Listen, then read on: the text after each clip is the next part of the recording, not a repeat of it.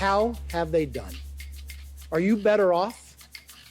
What has 2 years of one-party Democrat rule in Washington given us?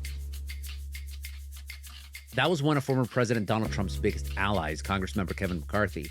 He's a Republican giant in deep blue California and campaigned for a new direction for Washington during these past midterms. And the result? He could be setting the agenda in Congress going forward. I'm Gustavo Arellano. You're listening to The Times, essential news from the LA Times. It's Wednesday, November 9th, 2022.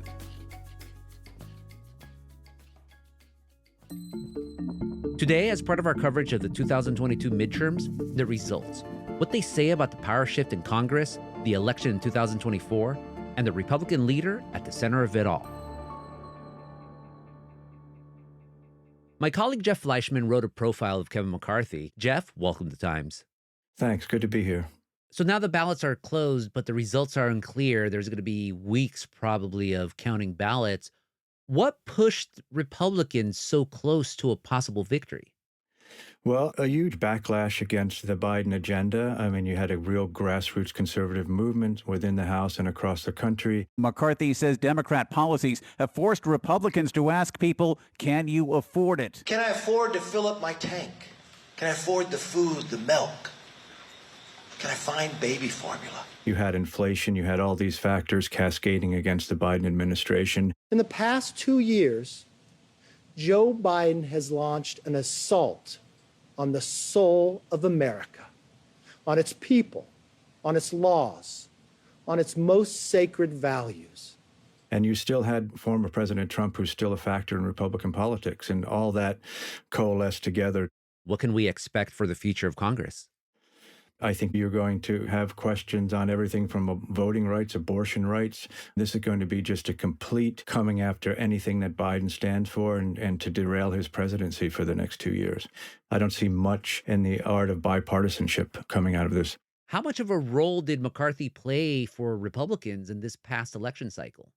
A huge role. He was out there raising money in nearly 50 states. He was placating the hard right-wing faction of the party. You have never been more worried, more alarmed by the direction of our country. Yet they tell you everything is fine. At the same time, it's important to remember McCarthy and the leadership brought in the most diverse list of House candidates the Republicans had ever fielded, including 33 Latinos, 28 Black Americans, and 13 Asian Americans, and 3 Native Americans. So he, to his credit, he saw where the country was going and realized if the Republicans were going to be a viable voice in the future, they had to diversify. And it goes to his many straddling abilities. And some people think he's going to catch up with him, but so far, that's where we are. And you wrote in your profile that he's a master at the machinery of electoral politics. How strategic was he in getting all these Republican victories across the country? He's incredibly good at that. I mean, McCarthy has an awful lot of critics on a lot of issues. A lot of people think he's sold his soul to Trump and he doesn't have any principles. But one thing he is good at is his fundraising ability and his understanding down to the minute level of precinct politics across the country of who's running, how they're running, and what the issues are. And he's traveled to almost 50 states before the end of this year to do that. So he's targeted people. I ask everybody across this country, could you afford to give up 1 month of your wages? 1 month of your wages. The sad part is these Democratic policies has already taken 1 month of your wages. He's targeted races. He's poured money into it. If you would trust us and give us the ability to take a new direction for this country, what the commitment is a plan for a new direction. Since the 2016 cycle, he's raised nearly $118 million. That compares with Trump raising for Republican candidates $32 million. So McCarthy, as a rainmaker, is pretty big in party politics, and that's what's allowed him to be where he is, because he doesn't really have much of an ideological agenda. Yeah, what is it about him, his personality or his thinking that makes him so successful at what he does? He's very congenial. He's the guy that people like. Some people find a falseness in that, but other people find a genuine sort of connection with people. And I think he's able to use that into ingratiating himself to people, getting money. He's very good with donors. He's very good with small businesses and billionaires and corporations. And he's acquired that sense of knowing how to navigate the landscape that one needs to get money. When Kevin Spacey was researching the role for his duplicitous congressman in House of Cards, he shadowed Kevin McCarthy. As for me, I'm just the lowly House Majority Whip. I keep things moving in a Congress choked by pettiness and lassitude. My job is to clear the pipes and keep the sludge moving, but I won't have to be a plumber much longer. Mainly because McCarthy really knew the intricacies of how Washington worked. I've done my time. I've backed the right man. Anyone who saw that show, House of Cards, Frank Underwood, Spacey's character, knew how to manipulate the levers of power in Congress and other places. And McCarthy is just as skilled at that. And perhaps that's why Spacey wanted to shadow him. Damn. Did Kevin like his supposed depiction? I don't know if he liked the depiction, but he certainly liked the limelight of being shadowed by an actor and going into a big series. The one thing that most Californians know about McCarthy is that he's from Bakersfield, and Bakersfield's like a place apart from the rest of California, very red, oil, Central Valley, all of that. How has Bakersfield shaped him? Well, Bakersfield, I mean, you come up into the valley and there's field dust blowing and there's farm fields and there's pump jacks and there's just this very hard terrain and it can be harsh and people have learned to live with it. The elements have become part of life there, part of the economies. They elected a guy who is a grandson of a cattle rancher, the son of a firefighter. Only in America do you get that opportunity. He didn't grow up wealthy. He played for the Bakersfield Drillers football team. He wasn't a standout, but he played. So he was part of the mix in a town that was always boom and bust in a lot of ways based on oil and gas and farming. And I think there's a lot of perseverance that has come from that. He's picked up from his native town. And he said one time that he wasn't as smart as a lot of people. He had to work harder. And I think a lot of ethos of that comes from Bakersfield, sort of this town that's always trying to push ahead and facing adversity and then coming back from it. And I'm sure that's one of the many reasons why voters keep electing him again and again. And it's really conservative there. I mean, Kevin McCarthy also speaks to the conservatism that exists around the farmers and the oil and gas people. I'm a conservative. I believe in the idea of freedom and liberty, but more importantly, look at my voting background. I voted against bailing out Wall Street. I've never voted for a tax increase. I come through the grassroots. What about his critics? What did his critics say about McCarthy? His critics wonder if he's become not the Kevin we sent to Congress back in 2006, but too Washington find, if that makes sense. Has he become too much an establishment politician away from his roots? And I think even though he'll probably continue to win there for a while because of the political makeup, there's also questioning where his allegiances are now as he's grown in the party and become a national figure. Yeah, that's interesting because the criticism you just told me seems to come from the conservative wing. So how difficult is it for McCarthy to satisfy the different factions within his own party? It's increasingly difficult. I mean, people from Bakersfield to Ohio to across the country feel that he's conservative, but he doesn't have enough fealty to Donald Trump. I mean, the more liberal factions in Bakersfield will say, well, he's not attuned to the real immigration and other issues here that play out in Bakersfield and in that part of California. So he's straddling all kinds of different things. He's trying to keep holding together to keep his leadership position. Why does he want this power? Why has he always sought it? It's all about power. It's a good word. It's all about power. He believes if the Republicans are in power, they can stop the Democrats from moving an overly liberal agenda through the country, and they can put the brakes on it.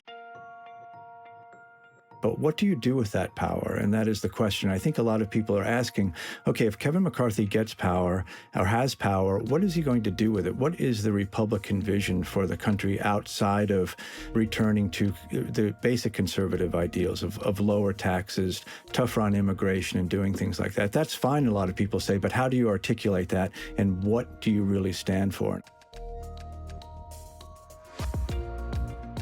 More after the break.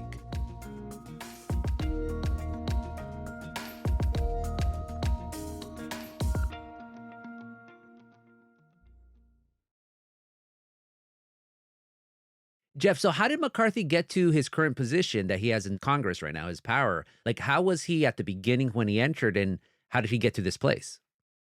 He came in like he did when he was a California assemblyman. He came in wanting to be a rising star. He, along with Representative Ryan and Representative Cantor, were known as the Young Guns when they came in. Yeah, they even created a TV commercial selling a book with that name, branding themselves as a feature of the Republican Party.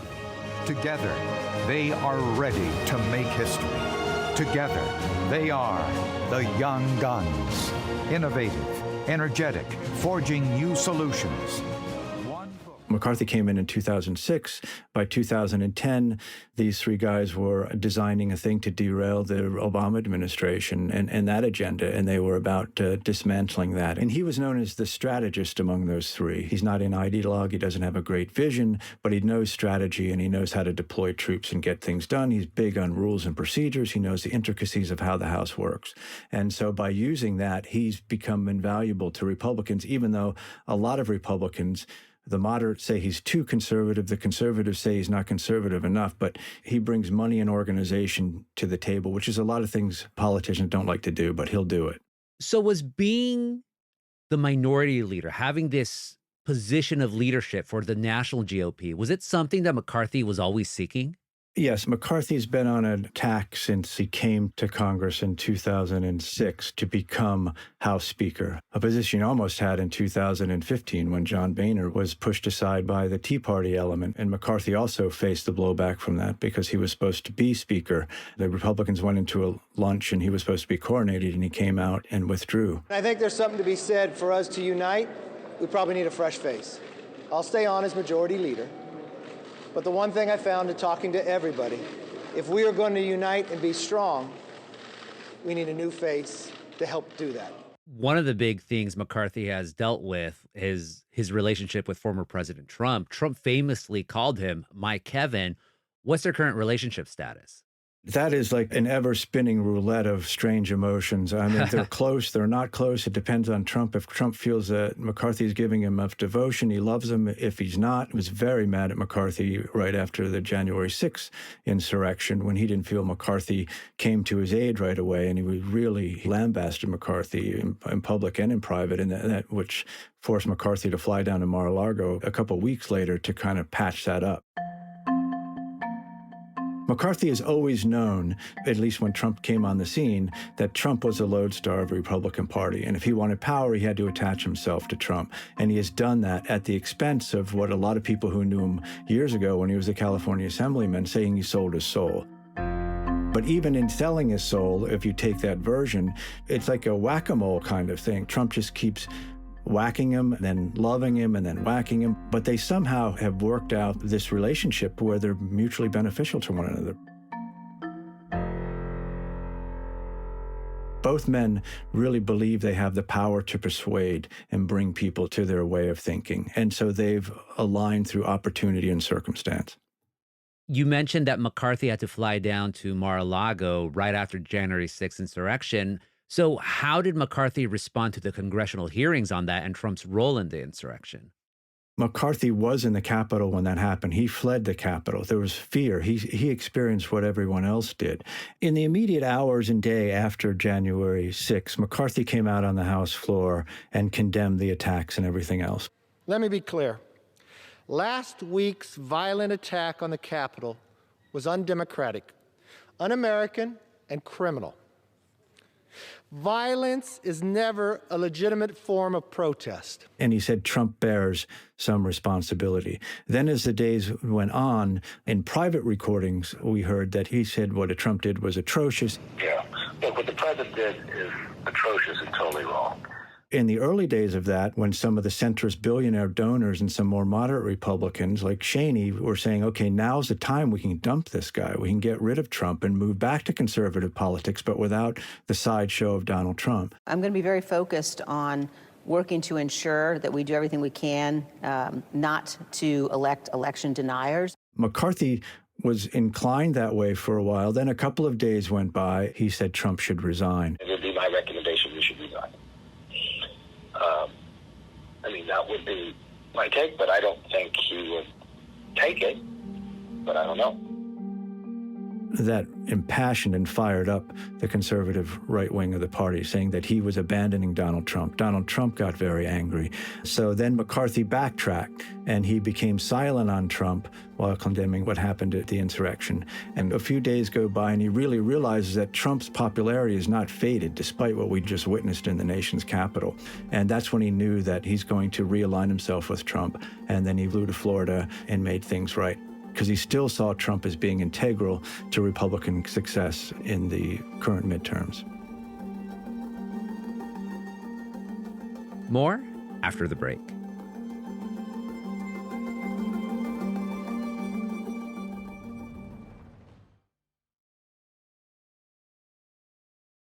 Jeff, you mentioned Nancy Pelosi, the Speaker of the House. What has been McCarthy's relationship with her and the Democrats? Yeah, the relationship with Pelosi has been a disaster. There's no mutual affection at all between the two. McCarthy once joked that he wanted to hit Pelosi with a gavel if he became Speaker. People thought, well, there's the underlying sentiment. And Pelosi just told our Los Angeles Times editorial board that there was no substance to the man, that she's worked with people on both sides of the aisle for decades, and that Kevin McCarthy was the man lacking substance ahead of anybody else. So there's no love there at all. That gavel joke, even when it happened, it was bad, but especially in the wake of the attack against Paul Pelosi, Nancy's husband, it just seems really indicative of something in McCarthy's worldview, so to speak. I think it's indicative of where we are in American politics right now. I think it's indicative of we've become a nation so divided and filled with rancor, so signing up behind our tribes and marching in unison step, that on both sides, whether it's extremely progressive on the left or even more like the Marjorie Taylor Greene faction on the right, we've taken humanity and caring and so much out of our politics where it's become blood sport. And it's not a metaphor to call it blood sport, because that's where the country is right now. Does bipartisanship even matter to McCarthy now? I think he says it does. All politicians say that. And I think maybe there are some deals they can strike. I think both parties agree something has to be done with immigration. Something has to be done with entitlement programs going farther. So there may be some kind of partisanship. But so far, McCarthy's critics, including Marissa Wood, who ran against him, said that he doesn't practice bipartisanship at all. And one of the evidence people pointed to was the infrastructure bill that would have helped a lot of people in Bakersfield and in his district through school lunch and through other things and through road projects. And McCarthy led the Republican drive to vote against it. So a lot of people think that in Bakersfield that sometimes he's not voting in their interest as he's voting in more Republican Party national interest.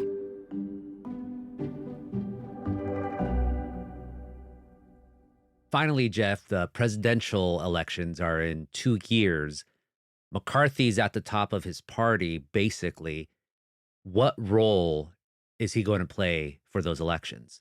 He's going to play a huge role. I mean, he's going to be able to set the tenor, provided the one thing we have to remember in the next 2 years is what will the conservative faction of the party think of Kevin McCarthy going forward? Is he genuflecting enough to Trump? Is he genuflecting enough to their causes? He's straddling all these different wings, but if he runs afoul of one of them, especially the hard right, he could be in trouble with his own party. They could vote him out as Speaker. There is that possibility. If he's able to surmount that, then he can set the agenda for the Republicans and how they're going to attack the Democrats and what the 2024 elections look like, the campaign, and set that agenda, and as well as be able to raise a ton of money, which he is quite skilled at. Jeff, thank you so much for this conversation. Thanks a lot, Gustavo. Great being here.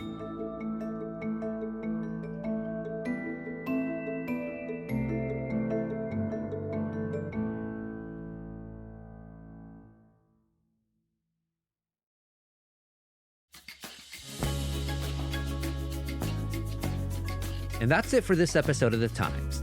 Essential news from the LA Times. Denise Guerra and Shannon Lin were the jefas on this episode, and Mark Nieto mixed and mastered it. Our show is produced by Shannon Lin, Denise Guerra, Kasha Brasalian, David Toledo, and Ashley Brown. Our editorial assistant is Roberto Reyes. Our engineers are Mario Diaz, Mark Nieto, and Mike Heflin. Our editor is Kinsey Mormon. Our executive producers are Jasmine Aguilera, Shani Hilton, and Hiba El Orbani, and our theme music is by Andrew Eaton. I'm Gustavo Arellano. We'll be back Friday with all the news and desmadre. Gracias.